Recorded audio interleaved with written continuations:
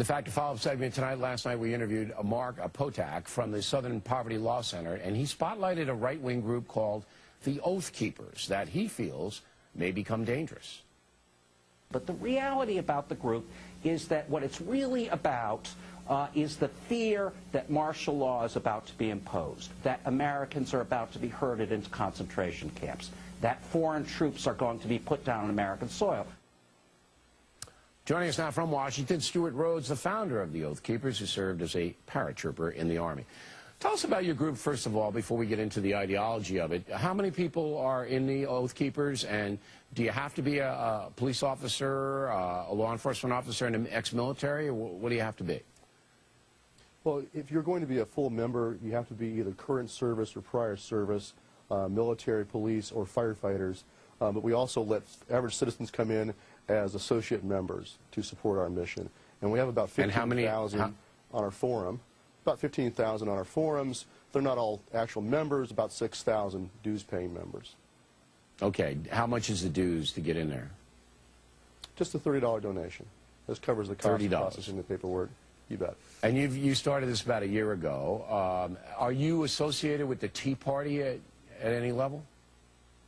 Well, I've been to a lot of Tea Party events. We've spoken at quite a few of them, and I'm on the planning committee for the one on 9/11 this next September, so the marchondc.org. But, you know, we like the Tea Party movement. I think it's great. It's a good revitalization of core Americanism and core constitutionalism. Okay, so full members in the Oath Keepers have to have a military or police background. Now, I'm going to read you something from your website. Firefighters.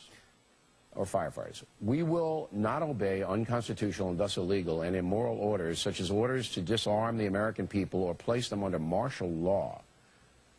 Well, who's going to try to disarm people and place them under martial law? I mean, why would that even be something you would be discussing?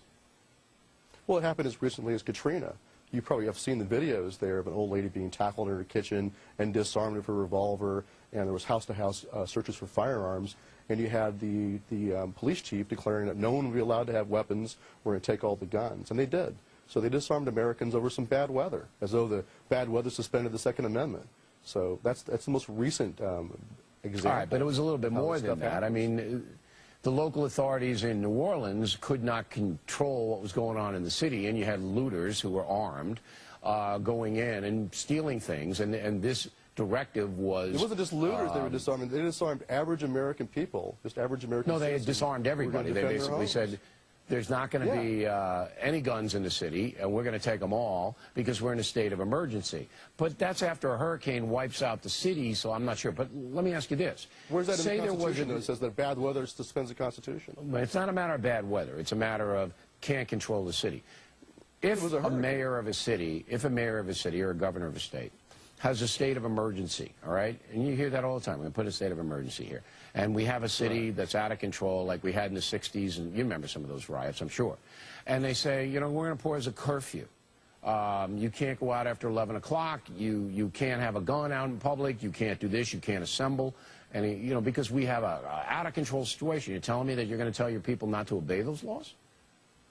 I would say that disarming an average law-abiding citizen blanket like that. No state of emergency. Now, I'm just saying, I'm just talking state of emergency. Okay, so you call it state of emergency. Call it what you want. It's still unconstitutional. That's a pretty extreme position. All right, let me ask you about this. You also say we are in a battle for the hearts and minds of our troops. What does that mean? That means that there is a thought in the minds of some in the military that their oath is just to the president, and they don't understand that their oath is first and foremost to the Constitution. And so we have to make sure they understand that. Because unlike Nazi Germany, where, I mean, the commander-in-chief in Germany, the oath is to the Führer. All right, listen. Commander-in-chief is the president by our Constitution. If he issues an order, are you telling people not to obey the order if they don't like it? If it's unconstitutional, yes. The oath is opinion, the individual soldier? So each soldier makes up his mind whether the order he's given is constitutional or not? What were the Nazis told at Nuremberg? That disobeying orders was no excuse, no defense. They have an individual obligation, and this is well established in military law. Okay. There's an individual obligation. I know military law, and there are things in there that if a guy says you have to kill those civilians, you say no, we don't. But I'm saying in a general Exactly. term, I don't think you can have a military or a police force if you have each officer and soldier and Marine saying, we'll obey what order we want because we don't think it's constitutional. That seems to be what you're putting out there. I'll give you the last word on it. No, here's the thing, Bill, is that there's a presumption that orders are lawful, and so it's a heavy burden to meet. But if you obey an unlawful order, you can also be in trouble. And so they're not going to just go do this lightly. They'll do it when it's most serious, because there is serious repercussions if you disobey a lawful order. But you can be tried and convicted for obeying an unlawful one too. If it's Like clearly a green light unlawful, I incident. got it. But if it's a matter of interpretation, and you could have anarchy easily. But Mr. Rhodes, we appreciate you No, stepping up you'll and have explaining guys who will be at risk of court-martial. They're not going to do that because they're at risk of court-martial. All right. They'll only do it right. when it's really serious.